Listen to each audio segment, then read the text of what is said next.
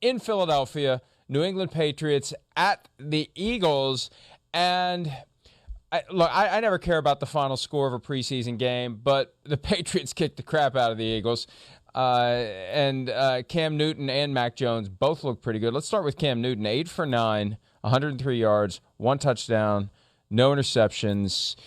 And he has yet to run the ball in the preseason. I think that the focal point for the Patriots is get him to operate the offense, get him to make quick decisions, the decisions he's supposed to make, the reads he's supposed to make, get rid of the football, timing and rhythm, the stuff we used to see from Tom Brady, the stuff we're starting to see from Mac Jones, the stuff they want to see, Charean, from Cam Newton. Yeah, Mike, and I've seen a different Cam in these 2 preseason games, and granted it's a small sample size, but I think that's what they've stressed during this offseason and now into the preseason is having him stay in the pocket and make the throws down the field, something he didn't do very well last season. He was more of a runner last year. I mean, let's face it. You look at the statistics, passing and rushing, and he was better at rushing than he was at passing. And he looked good, and he has looked good. And I think maybe we see a different Cam. And I wasn't as sold on the Patriots, I don't think, as you were. But after seeing him, again, a small sample size, but I think the Patriots might be pretty good. If he can do what he's done in these 2 preseason games and stay in the pocket and get the ball down the field, I think the Patriots could be a pretty good football team because they have the other parts. We know their defense is always pretty good. They have some weapons. I just think they look like they could be much better than they were last year, and they weren't a bad football team last year, even with Cam not able to get the ball down the field. The throws that we just showed you, there is a rhythm, there's a confidence, and I continue to think of an observation that was made early in training camp by our friend Tom Curran of NBC Sports Boston, that Cam Newton was being too deliberate at times before getting rid of the football. You didn't see that last night. There was some movement in the pocket. That first one that we showed, he maybe held it a little bit long, but it allowed the guy to get even more open than he was. All of those throws look good. Again, 8 of 9 for the night. And the kind of growth in the offense that you would expect in year 2 for Cam, the weapons around him that he will have when the regular season begins, an upgrade over last year. I just think the Patriots, we just assumed they were 3-13 last year. Oh, they were horrible. They fell off. They were 7-9. And they could have won more games. They were in a lot of games that they lost.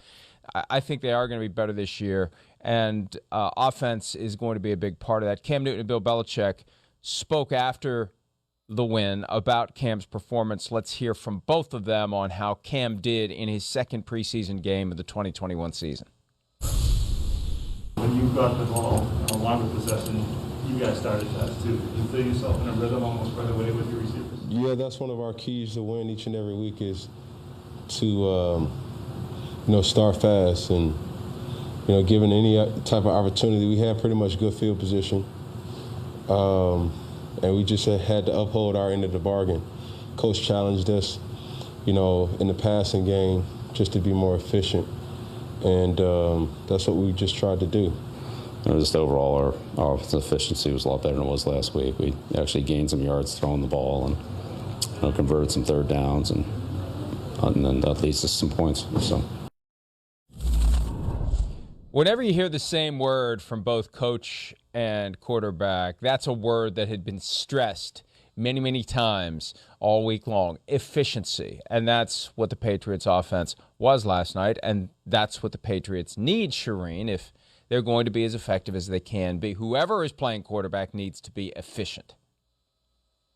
Yeah, and they had almost 500 yards, Mike, and they ran the ball really well. I like all their running backs. I mean, I could point to 4 or 5 running backs who are really good for the Patriots, and I think that's going to be key for them. It's key for any team is to be able to run the ball and set up the pass, and they were able to do that. And you think about all the weapons they didn't have out there last night and that they're going to get back for the regular season.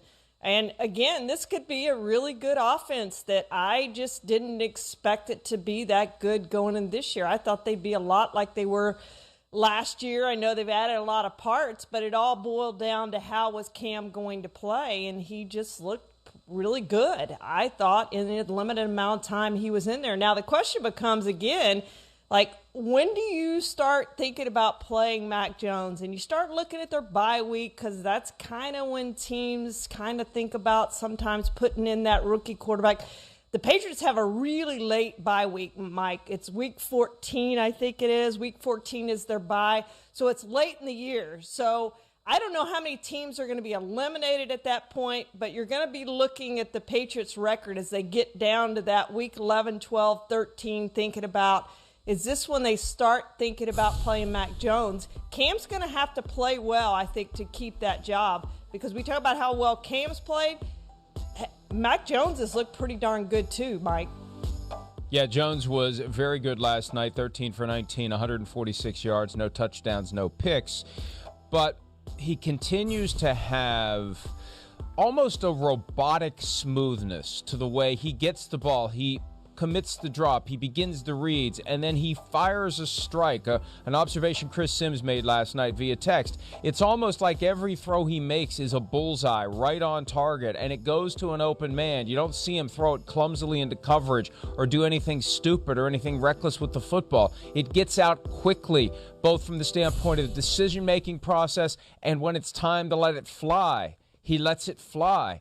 And it's so efficient, to continue the word that clearly was uttered many times in the meeting room this week.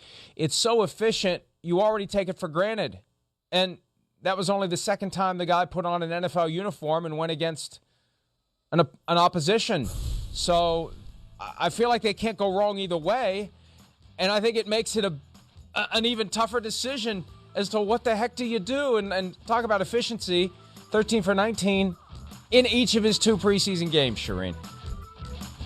Yeah, again, not a huge sample size, bigger than Cam's, but he's looked terrific. And you start thinking about comparing him to what Justin Herbert did last year. And a lot of those teams that passed over Justin Herbert, I guarantee you're having second thoughts this year. It's going to be the same thing with Mac Jones, the way he's looked so far. He just looks like he fits. And sometimes it doesn't take that long to see a rookie that he's going to be a good NFL player. I think I've seen enough, Mike, from Mac Jones to know that he's going to be a good NFL quarterback. I don't know that I need to see anymore. He just looks the part. Sometimes guys just look the part. It's like we always talk about in the Hall of Fame, like use your eyes. I've used my eyes with Mac Jones. I love the way this kid plays, and I think he's going to be a really, really good quarterback. I think the Patriots have found their next Tom Brady. Now, it's going to be up to Cam how long he can hold off Mac Jones, but at some point in the not-too-distant future, Mac Jones is the guy. And I never expected Mac Jones to look the part, because at Alabama he looked lumpy and clunky and out of place and like Bobby Lane after a long night out the night before the game.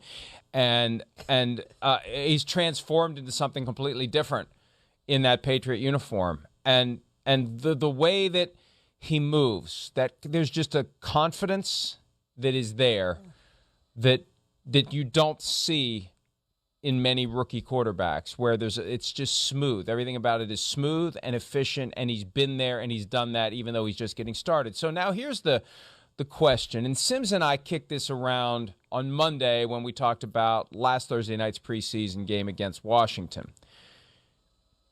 If you start with Cam, at some point it's easy and natural to shift to Mac the moment that Cam earns the spot on the sideline. And we saw that happen a couple of times last year. He was removed from games for Jarrett Stidham. Now, Cam was always put back in the next week, but Bill Belichick wasn't bashful about removing Cam. I think the consequences are more significant if it happens this year, if Cam gets removed and Mac Jones goes in, because I think Mac Jones is going to seize the opportunity and run with it. But even though you can do that, Cam to Mac, if you start Mac week 1, you can't really do Mac to Cam. You start benching your rookie quarterback, and I know Bill Belichick can get away with pretty much anything that the conventional head coach can't do, but you start to take a mallet to that confidence if you start benching your rookie quarterback. We saw it last year with Tua Tagovailoa, but then we learned after the fact it's because Tua didn't know the 2-minute offense and the audibles and the checks and all these other things, so he couldn't stay in there when they were trying to come back and win a game. But I almost think that that the natural progression here is let Cam play, and you'll know when the time is right, if the time ever comes, to shift over to Mac Jones? Well, Mike, you never know what's going to happen. I mean, the Chargers had a plan, right? And I don't know exactly what their plan was last year, but they obviously started with Tyrod Taylor and at some point planned on bringing in Justin Herbert. They thought they had a playoff-type team, so they started with the veteran quarterback. And, you know, one needle to the rib changed everything in week 2, and Justin Herbert got the job and held the job. You look at the Cowboys with Dak Prescott the year he came in as a rookie. He was never supposed to play. He was the third guy. A couple injuries happened in the preseason. Suddenly he's in there.